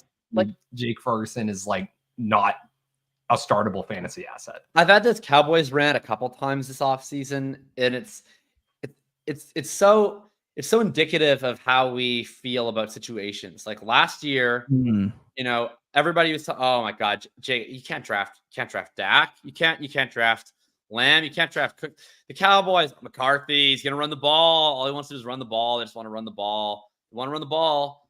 And now last year they have this kind of weird year where it was a good offense, but it was all on the shoulders of Dak and CeeDee, right? Both play all 17 games. Both have the best year they've ever had, both together and individually. And now, you hear people talk about, oh, the Cowboys, man, Cowboys are a machine. You got to draft the Cowboys. Can't be out on Ferguson. It's the Cowboys. It's like, what are the Cowboys really, right? Like when we say you want to be attached to the Cowboys, we really mean 2 people, right? Like we mean Dak and we mean CeeDee, because their offensive line is kind of average now, right? They lost Tyrone Smith. The other pieces have generally regressed a little bit. It's not a bad offensive line, but it's not a great one. Cooks is, well, kind of like his name, right? That Patriots jersey is somewhere in the closet here too, by the way. The Oh my Yeah, God. like I could find like it. Jalen Tolbert is like failing upwards into the wide receiver 3 role, I guess. You know, and then you have guys like Ferguson, Zeke, and Dowdle, who like nobody really thinks is all that great, but you're excited about the opportunity in front of them, right? Like it could work, but it's pretty fragile, right? Like Mike McCarthy was certainly more impressive last year than maybe we thought he would be. But like as a guy last year was saying, Mike McCarthy's probably not as bad as you think he is. I'm not going to turn around and say he's Mike McDaniel, right? Like I don't think he's a miracle worker. I think that this offense is entirely dependent on Dak and CD staying healthy and balling the hell out.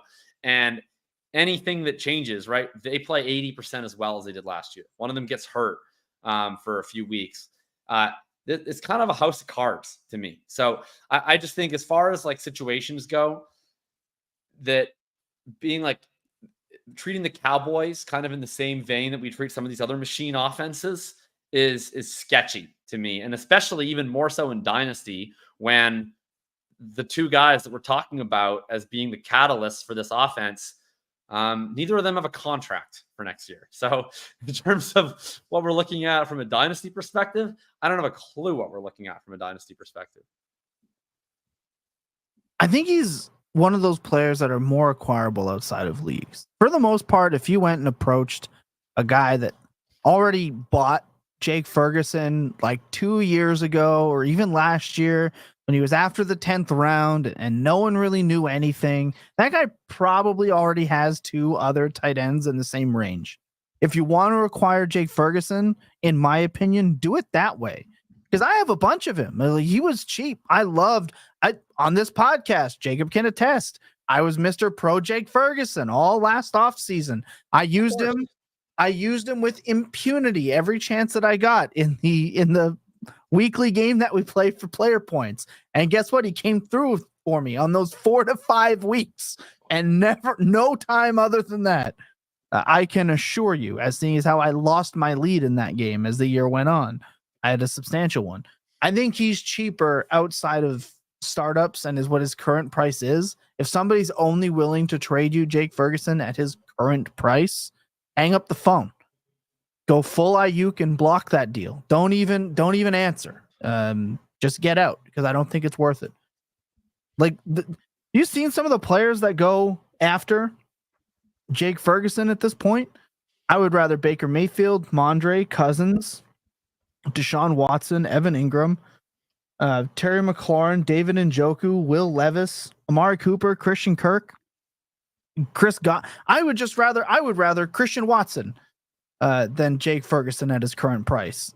It's a lot, and I'm not willing to pay it. And the data kind of backs that up. Now watch him go out and have a top 5 season, and Fantasy Receipts, who was a part of that Twitter fucking chain, is going to get a hold of it, and I get it. My point was not saying that he's going to be absolutely terrible. I don't think he's going to be either. So don't hear what I'm not saying. I think he's just going to be fine. I think he's going to have some spike weeks. And he's going to be like every other tight end that's not in the top 5 or 6. Sporadic at best. Mm-hmm. And for me, give me who's cheaper. As always, I'm going to get that tattooed across my forehead. Just give me who's cheaper. But that's it. That's the AFC and the NFC East. We got that done. We got 5 for 5. We have a chance to get out of here within 2 hours. Now, if you missed last week's 5 for 5, I was an absolute dog, and I killed it. I don't know if I'm going to be able to repeat that. I've gotten DMs from many people on the Traylon Burks call. I will admit, probably one of my top tier calls that I've ever made. That was unreal. That means that means I'm going to be certified ass in this round. That's how it works. It's not. Are you just covering yourself for the last time I was on the show? Is that what you're doing? Just try and make up excuses now so you don't get spanked that hard again? Not all college this time, Lucas. You fake fantasy playing Debbie guy. Get out of here. Scouting these dudes from high school, you psychopath. No. Jacob said they're all current players this week, so I'm gonna hope he meant it. And when we come last week they were all current players. This week they are not all current players. Okay, then I have an even greater chance, in my opinion. Sit tight when we come back. The best game in Dynasty Fantasy Football. It's Fantasy 5 for 5. Sit tight. All right, for people who have not played along before, Jacob, let's run down the rules before we get into it. I'm officially tallying my win total at 5. I have 5, Lucas has 1, and the chat has 1. Ryan Heath needs to come through here before. I believe Derek Brown has 1 as well. Derek Brown does have 1. That is correct. So then I would be at 4. So Ryan, you're tied for 5th so far. You're behind 2 other hosts who play, a guest host in the chat. Do you have any comment on that? No, I don't at all. Anyway. So anyway. Would you like to sing us Wonderwall?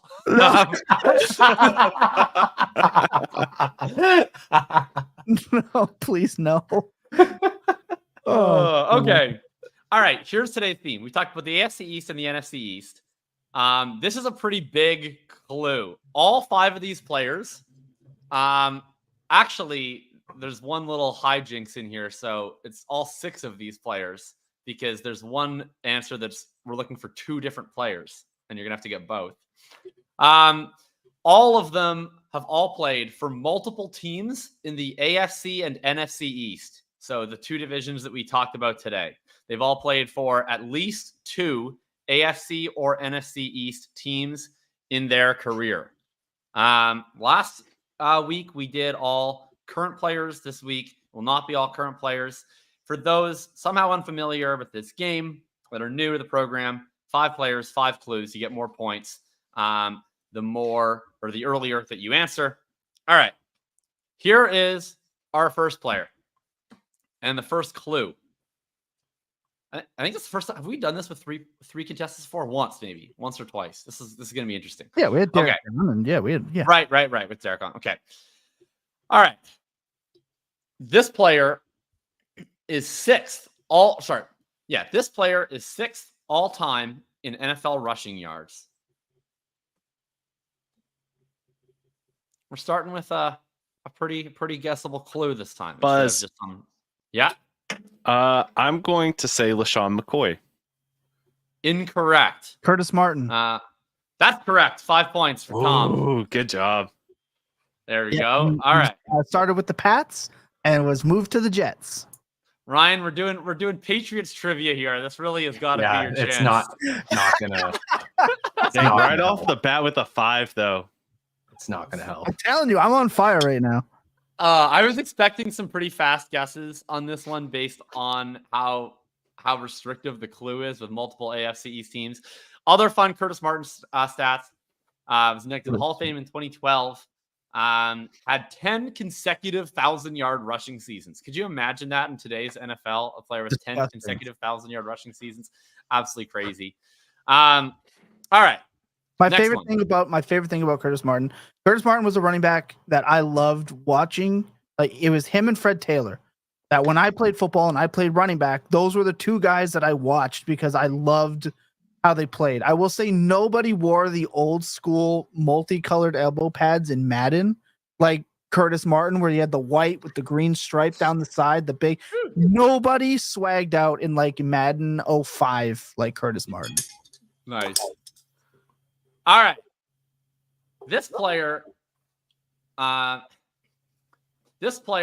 shocked the combine, measuring in at 6'5", 231 pounds as a wide receiver. 6'5", 231 as a wide receiver. All right, no, okay. I'm gonna hold off. In the NFC, anybody? I mean, if nobody guesses, then everybody can go. So anyone want to give a shot? Yeah. All right. I'm gonna pass. Okay. This player was the 8th overall pick in the 2000 NFL draft, coming out of Michigan State. I will never get this. Okay, cool. I don't feel bad anymore. I'm going to guess. Is it Plaxico Burress? Wow. All right. I didn't even have to get to the shooting themselves in the foot clues. That was pretty impressive. Damn. I forgot Plax went to Michigan State. Damn. Wow. That was sick. I'm still behind you, though, Thomas. Yeah, I know. That's impressive. I honestly, I thought we were gonna get to like a lot of I don't know, and then as soon as I mentioned shooting himself in the foot, we were gonna get 3 quick buzzes. Lucas spoiled how I thought that was gonna play out. 5-4. I forgot about Plax. Super Bowl legend. Sorry, Ryan. All right. Poor Ryan, bro. This is like my least favorite 30 minutes of the week. Like you guys are only making it worse. You don't have to continue to rub it in from like every different angle. I humor you guys and I fucking sit here for 30 minutes every single week and I let you guys beat up on me. This is like my part of the program. I am the glue that like lets all of this happen. One of these years you're gonna win. One of these years you're gonna win, and it's gonna be a really big moment for us all. I'm gonna give you such a long victory lap speech. Can someone? I will feel like secondhand embarrassment when I win for even being happy about it. That's the problem. Like it won't be like a sweet victory at all. Can someone? It's like the 6-year-old that finally beats his father at like checkers because he lets him win. That's how I'm gonna feel if I ever win one of these. Can someone go and clip like Ryan at the beginning talking about how he's not actually bad at trivia? We play that immediately after this. Yeah, hope is just vanished from his eyes. Man, to think basically Pat's trivia, and she's just it's 5-4. It's 5-4. 5-4. All right, 5-4. Okay, this quarterback was a round 1 pick out of Marshall. Oh, Chad Pennington. Wow, you have like unreal college recollection, dude. Yeah, I honestly, I was coming for Chad Pennington, and then Lucas went nuts first. Even I knew that one. All right, I gotta stop doing these college clues because Lucas is doing. I know you're great at college now. I had no idea you were this locked in. So on, like, Chad Pennington is also from 25 years ago. So Chad Pennington's also from East Tennessee. So that one just stays up here. Yeah, it's just like also the only quarterback to go in round 1 from Marshall, I think, other than like maybe Byron Leftwich. But I don't know if Leftwich was a first round quarterback or not. I think he was definitely a first round quarterback. I didn't even know he went to Marshall. Yeah, he broke his leg and they carried him upfield. Oh, well, shout out Chad Pennington. Other fun fact about Chad Pennington is a few, but he was the most fun to meet. Won the comeback player of the year twice in a 3-year span. So, yeah, insane. Wow. One with the Jets, one with the Jets, one with the Dolphins. That's correct. All right, 9-5 for Lucas. Okay. We're going on to the next guy here. What do we do? We're through 3. We have 2 more left. Okay. I'm going to try to change up the order of the clues here so I don't just keep giving Lucas free college points. Okay. This player retired with a career record of 98-95 as a starting quarterback. 98-95 is a career starting quarterback. All right, can I guess? That is the I'm going to say Testaverde.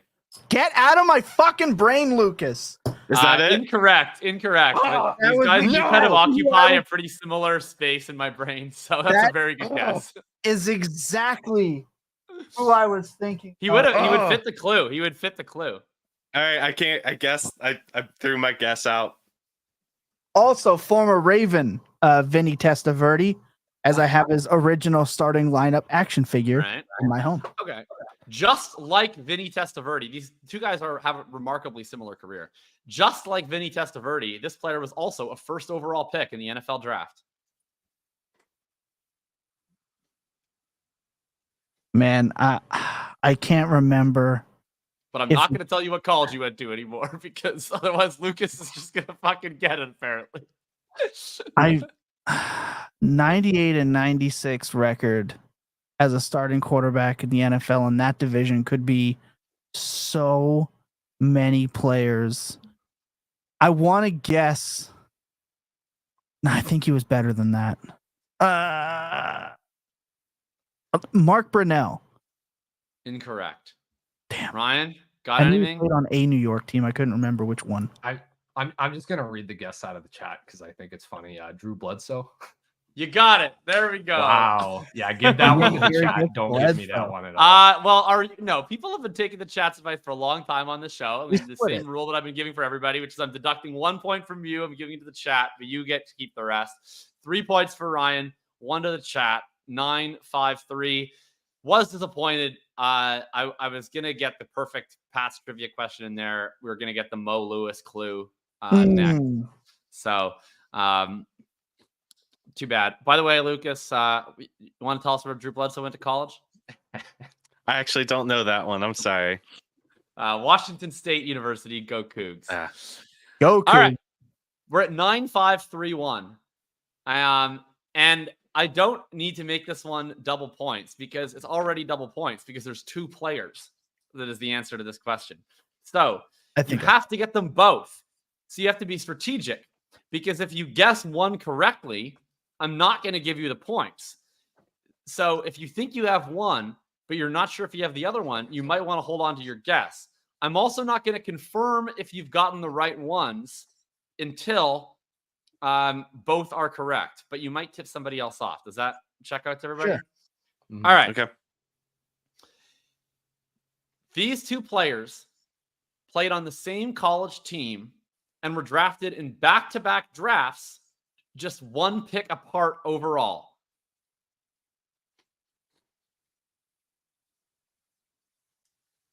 Oh boy, I think I understand how you're going with this question. Yeah, so they weren't actually drafted back-to-back, but they were drafted in back-to-back drafts and back-to-back draft slots and on the same team together in college, but not in the same draft. All right. Anyone? No. Okay. One of these players was traded to the Dallas Cowboys for 2 first-round picks. The other one was traded to the Dallas Cowboys for 1 sixth-round pick.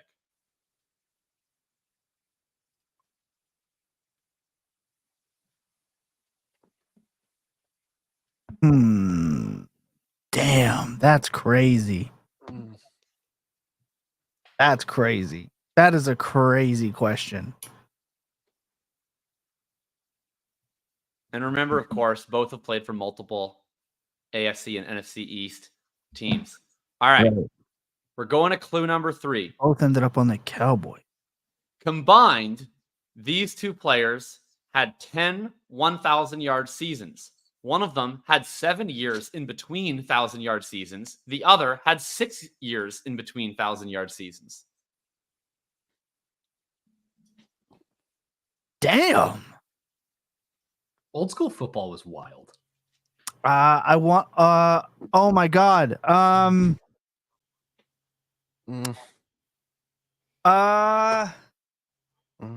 my god, I feel like I've heard this at trivia. The in between 1,000-yard season. I have one. I can't get the other. Oh my gosh, this is killing me. Okay, I think I have one too, Lucas. Do you want to go back to back here?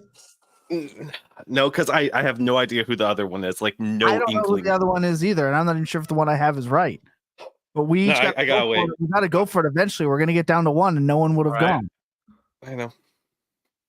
I gotta wait. I have no idea. Okay. All right. Can I take Okay. 2 guesses? So you can this is guess, gonna be but I'm wrong. only going to tell you if you're right on both. I'm not going to tell you if you're right on one of them. Okay, I'll go Terrell Owens and Joey Galloway. Okay. The guess is incorrect.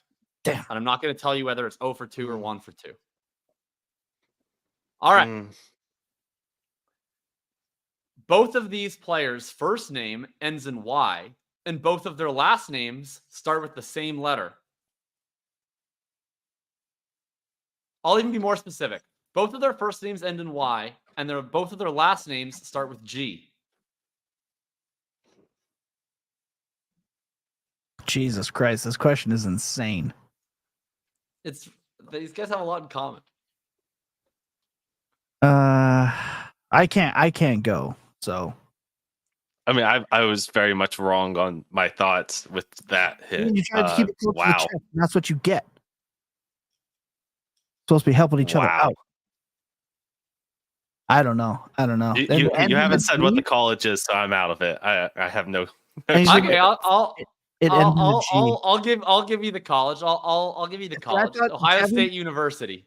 Kevin, I said it was Terry Glenn too, and incorrect because it ends in a G. No, I said it starts with a G. Oh. I said both first names end in Y. I'll take And the both last chat names then. start with G. Terry Glenn and Joey Galloway. Yep. Yes, that is the correct answer. I mean, you couldn't sometimes you guess, gotta but go that's with okay, that. Thomas. That's how Oh, you go that's with true. that. Isaac Gorendo. No, that was the last round. I couldn't. Nobody We didn't guessed get any that other round. hints. No, it doesn't matter anyways because you guys have taken it all the way to round 5. So Tom had a 4-point lead. Even if Lucas had got that, it would have been not enough I had the points. 4 So point. at that point, He had the 4-point lead. Oh, he had the 4-point lead? Yeah. Wait. Oh, well, then Lucas wins anyway. So then it doesn't, either way, it doesn't matter. I think I was up by one. That was a really good question. Holy cow. You know who I had lined up for this question? I thought there was only one way Jacob was going to go with a 2-player question in this. And I thought it was what team or what 2 receivers were traded for one another within the same division. And I I'll already consider had typed out Santana Moss and Lavernius Coles because for some reason those were the only 2 players I remember being. Oh yeah, AFC East to NFC East. That's a great. And they swapped if I remember correctly, twice for each other. So wow, that would have been a good call. Dang, That's that's a very I'm kind of thing. annoyed that you gave that away. That would have been a good. So That would have been a good confident use that of a that's where it was future gonna question. go. But I was like, of course, I've been waiting I my should've used whole that life today. to use this for I could trivia. have made this all duos. I could have done Vinny Testaverde and Drew Bledsoe because they have Yeah. a million things in common. I could have done Yeah. Coles and Moss. We could have done Galloway and Glenn. Well, Lucas, you have someone anti-climax. That's the first time that someone's ever won without, I think, getting the last question. But Yeah. do you have any words for the audience here? I feel slightly dirty by it, but it's always nice to best Thomas in something. So I'll take the win. That's a win for me. You have I'll no take idea. the win. You have Ryan, no would idea you what be less did miserable last if you hosted the 5 for 5 next week? Man, I'm gonna be honest. I've checked out and I've been tweeting about Ken Walker for like the last few minutes. So that's how I just take the edge off the misery. Yes, I You just know- love You know how many Super Bowls you got with Tom Brady? You can suffer for a while. Just sit there. It's fine. I was only like sentient and remembering like 2 of those. Okay, or Okay, only not 2 the Super first Bowls. 3. Not the first So 3. what exactly is your age? I'm 24. I was not like All right. sentient in 2001. Sorry. You're like 3 years younger He's than not lying. Like I just pulled it up. Yes, I was tweeting about Ken Walker About during Ken the last Walker question. Yes. instead of playing 5 for was. 5 for the people. There is no Yes. cap. Like your complaints Ken are Walker's gonna noted for catch the rest. passes this year, guys. Why aren't we talking about this on the show right now? I Come think on. we're going to the West soon. All right, we're now reaching the bonus portion of Actually, you know what? You know when you're going to content. be locked in, Ryan, is that we're going to actually make the 5 for 5 actionable in season, in which it's going to be my plan is to do clues that mix in things that had just happened the previous week in statistical form. I'm screwed. Okay. And so that's when you might be a little bit more locked in. I don't think we're going to be do my thing, entirely yeah. that because that would ruin all the fun of me knowing things about Terry Glenn and Joey Galloway and other assorted mid-90s receivers. But we'll be mixing in some current statisticals. All right, before we get out of here, quick dynasty trade: George Kittle and Travis Etienne or Jayden Daniels in a 25 third. Go quick fire. Really close trade. That's why I said quick fire, and we still can't get that out. Right. Can you repeat that? What? Yeah, just say it's like Travis Etienne, 15% slower. George Kittle or Travis Etienne or Jayden Daniels in a 25 third. I'll take Daniels, I think. Okay. Probably the right answer. Like Jacob, I'm not a Daniels fan really. But that's probably the correct answer. Just from like odds are Kittle and Etienne are going to be less value next year than they are now. Daniels probably a pretty safe bet to retain at least for 1 year. Mm-hmm. Yeah, that's the right answers. All right. Daniels in a third. And I'll anytime put- you're not having to give up a quarterback to get a quarterback, especially one of their caliber, it's tough to go against that. Literally only asking because I opened up a league when I saw a notification and that deal got done in a league that I'm in. So I had to ask. So shout out to you, Hurt G168, for your acquisition of Jayden Daniels.